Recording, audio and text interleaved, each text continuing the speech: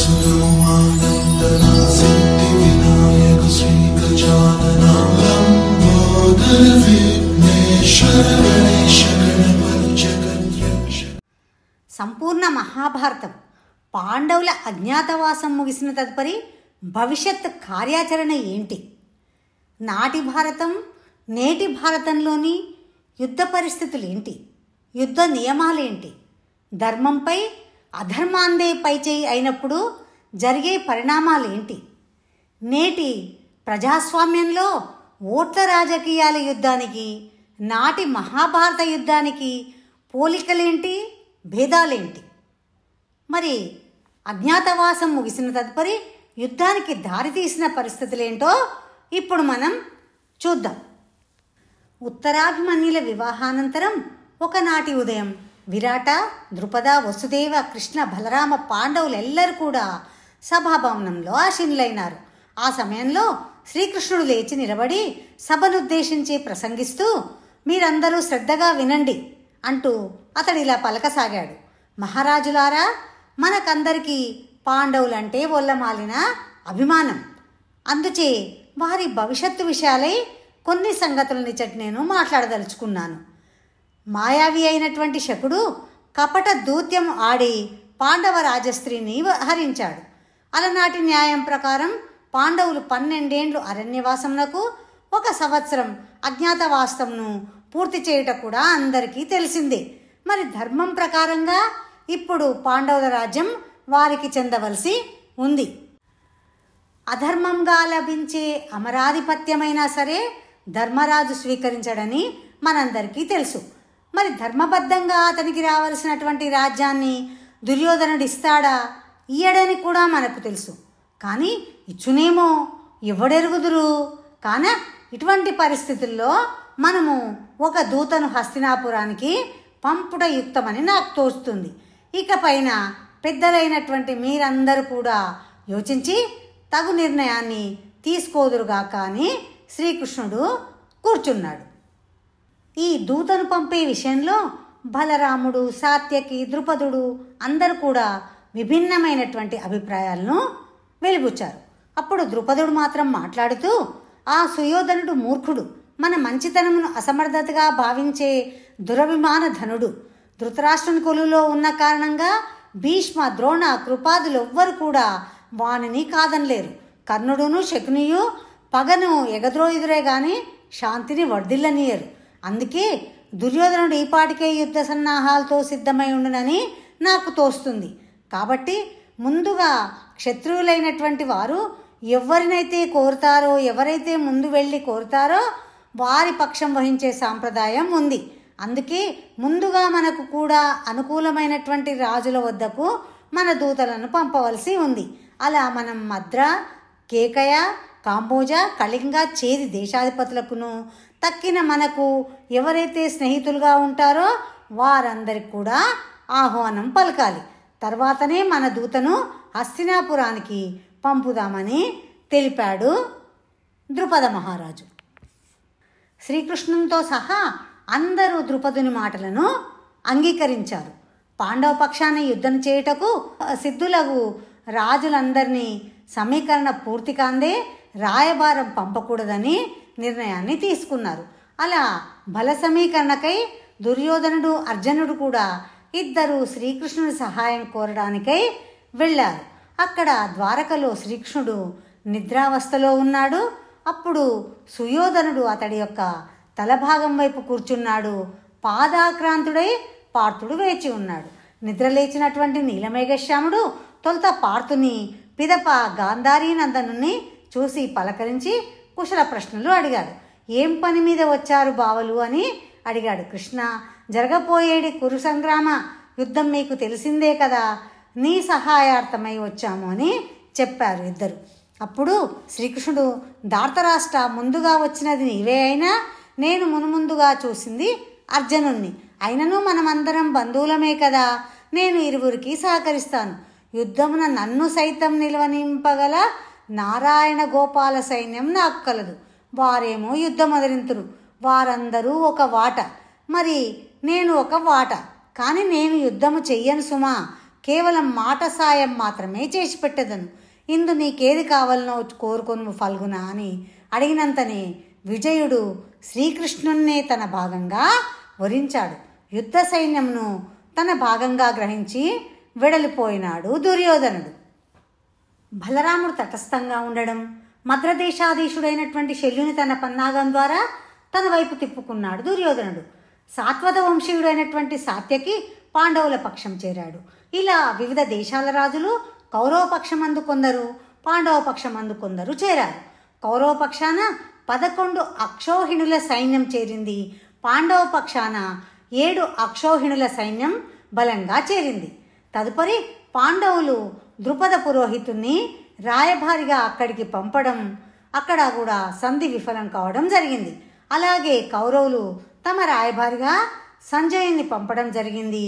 సంజయునికి ఎన్ని చెప్పినప్పటికి కూడా యుద్ధం అనివార్యం కాదని, ఎలాగైనా మీరే శాంతిగా ఉండాలని, దుర్యోధనుడు రాజ్యం మీకు ఇవ్వడానికి ఇష్టపడడని చెప్పడంతో అక్కడ కూడా సంధి విఫలం అయింది. చివరకు శ్రీకృష్ణుడు అక్కడికి హస్తినాపురానికి రాయబారిగా వెళ్ళడానికి నిర్ణయించుకున్నాడు. ఆ సమయంలో శ్రీకృష్ణుడు పాండవుల యొక్క సందేశాన్ని గైకొన్నప్పుడు వారి యొక్క అభిప్రాయాలు ఎలా ఉన్నాయో ఇప్పుడు మనం చూద్దాం. అప్పుడు ధర్మరాజు, ఓ కృష్ణ, సంజయుని రాయభారం వల్ల మనకు కౌరవుల అభిప్రాయం స్పష్టమైంది. యుద్ధం తప్పదనే అనిపిస్తుంది. అయినను యుద్ధం చేయవలనే కోరిక నాకు లేదు. నాకు శాంతి ప్రియత్వమే ముఖ్యం. కేశవ, అక్కడ ఉన్నవారటువంటి అందరూ కూడా బంధువులే. మేమెంత ప్రేమాభిమానాలు చూపుచున్నను ఆ ధృతరాష్ట్రుడు దుర్యోధన వ్యామోహితుడై ధర్మ విస్మరణను చేయుచూ ఉన్నాడు. మాకు అన్యాయం చేస్తున్నాడు. అయినప్పటికీ శాంతియే సర్వదా వాంఛనీయము కావున అట్టి శాంతి సాధనకై మేమే మా పట్టును సడలించుకుంటాము. ఆ కౌరవులు మా రాజ్య భాగమంతా మాకు ఇయ్యకపోయినప్పటికీ కుశస్థలి, వృకస్థలి, మాకంది, వారణావతం అలా 4 ఊళ్ళను మరియు వారికి ఇష్టం వచ్చిన తరఫున ఒక ఊరిని చేర్చి మా 5గురికి 5 గ్రామాలను ఇవ్వమని మీరు సందేశాన్ని పంపండి. మీరు ఎలాగైనా ఇది సాధించుకొని రండి నారాయణ అని చెప్పాడు ధర్మరాజు. అంతేకాకుండా నిన్ను పంపడం మాకిష్టం లేదు. నీకు వారేమైనా కీడు తలపెడతారేమో అని భయంగా ఉంది. కానీ నీవు తప్ప మాకు దిక్కెవరున్నారు అన్నాడు. అప్పుడు మాధవుడు చిరునవ్వు నవ్వుతూ కౌరవులు తననేమీ చేయజాలరని ధైర్యం పలికి భీముని వంక తిరిగి తన సందేశాన్ని ఇవ్వమన్నాడు. భీముడు కూడా సంధికే సముఖత చూపించాడు. భీముడి సందేశాన్ని విని పక్కున నవ్వాడు పద్మనాభుడు. ఏమేమి, ఎవరివి శాంతి వచనాలు? భీమసేనుడా శాంతి ప్రసంగాలు చేయుచున్నవి. పట్టరాని బెట్టిదములే తప్ప ఇట్టి మాటలు నీ నోట బుట్టుట చాలా ఆశ్చర్యము కలిగించుచున్నది అన్నాడు. అయినప్పటికీ ఈ మీరు పుట్టిన వంశమేంటి, పట్టిన క్షాత్ర ధర్మమేమిటి, ఇప్పుడు ఈ శాంతి ప్రసంగాలేమిటి? వృధా వేళల్లో ప్రగల్భాలు పలుకుతావే, అవసర వేళలందు భయం పొందుతున్నావా? శాంతి పాఠములను చెబుతూ ఉన్నావా? ఇది ధీరుల లక్షణమేనా? వీరగుణము కాదు కదా అన్నాడు మాధవుడు. దానికి ఉడికిపోయాడు భీముడు. దుర్యోధనుని వధించవలనని నాకు కూడా మనసులో తహత ఉంది. కానీ అక్కడ ఉన్న వాళ్ళందరూ కూడా మన బంధుమిత్రులే అని సమర్థించుకున్నాడు భీముడు. సాధ్యమైనంత వరకు సంధి జరిగేలాగానే చూడు అన్నాడు అర్జునుడు కూడా. నకులుడు కూడా ఆ మాటే చెప్పాడు. కానీ సహదేవుడు మాత్రం సంధిని అంగీకరించలేదు.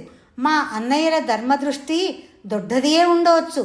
నాడు కురుసభాభవనమున పాంచాలినంత నీచంగా అవమానించినటువంటి సుయోధనాదులు శవములు కళ్ళు చూసు వరకు నాకు శాంతి లేదని ఉద్రేకంగా పలికాడు సహదేవుడు. అచటనే ఉన్నటువంటి సాత్యకి అతన్ని అభినందించాడు. అనంతరము కృష్ణుడు సోదరి అయినటువంటి ద్రౌపదీదేవి అభిప్రాయాన్ని అడగగా, అన్నా, నాకంత ధర్మం తెలియదు. ద్రోహి, దోషి, దుర్మార్గుడు అయిన వారిని శిక్షించుట నా కడగొట్టు భర్తకు తప్ప ఎవ్వరికి అది అధర్మంగా తోస్తూ ఉంది. అయినా అన్నా, కన్నయ్య, నే పడిన బాధలు నీకు తెలియవా? ఎంతకని నేను ఓర్చుకోవాలి? మరి తిరిగి కౌరవులతో బంతి భోజనానికి కూర్చోవాలా? ముట్టునబడి ఉన్నానని ఘోషించినప్పటికి కూడా వినక కొప్పు పట్టి నన్ను సభకీడ్చారే. మరి అటువంటి వారిని క్షమించాలా? ఉత్కృష్టమైన జన్మ నాది అన్న వరప్రసాదం వల్ల నేను యజ్ఞగుండం నుంచి ప్రభవించాను. ద్రుపదుని ఇంట పెరిగాను. పాండురాజుకు కోడలినయ్యాను. పాండవుల పట్టమహీషినయ్యాను. దృష్టద్యుమ్నుని తోడబుట్టిని చెల్లినైనాను. నీకు అభిమాన సోదరినైనాను. అయినా ఏమని చెప్పను అన్నా? చీచి, నా కేశరాజాలను పట్టి లాగి ముడువక ఇలాగే ఉన్నాను. నన్ను అగ్నిలా దహించి వేస్తుంది ఆ సన్నివేశం. అయినప్పటికీ అవన్నీ మర్చిపోయి మేము పెదతండ్రి పినతండ్రి బిడ్డలమని వారు అనుకున్నంత మాత్రాన నేను ఆ బిచ్చపుకూడు తినవలెనా? ఆ పెద్దాయన చెప్పింది సబబేనా శౌరి? నీవే ఆలోచించు అని అన్నది ద్రౌపది. అంతేకాకుండా ద్రోణవధ కొరకే జన్మించిన నా అన్న దుష్టద్యుమ్నుడు, నా తోటికోడలు సుభద్ర, ఆమె కొడుకు అభిమన్యుడు, నేను, నా 5 కుమారులు, మేము 10 మందిమే యుద్ధం చేసి ఆ కౌరవులను రౌరవాది నరకాలకు పంపెదము.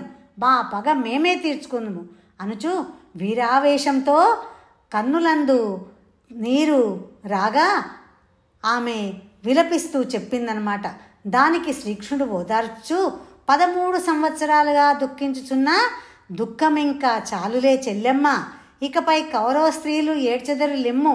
మనము సంధి ప్రయత్నము చేయకుండా జగడమాడి వధించినచో అప్రతిష్ట పాలగుదుము. నీ భర్తల్లో ఎవ్వరికి నిజంగానే ఈ సంధి ఇష్టం లేదు. కౌరవుల తరఫున పోరాడుటకు వచ్చిన మిత్రరాజులకు వారి బలాబలాలను, కౌరవులలోని అంతఃకలహాదులను కూడా క్షుణ్ణంగా పరిశీలించి యుద్ధము నిర్వహించుము.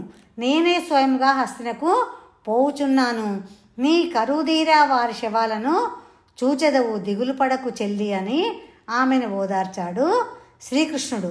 అలా ఓదార్చి శుభ సూచనలను చూసుకుంటూ మంచి శకునములతో దామోదరుని రథము దంతిపురి వైపు కదిలింది.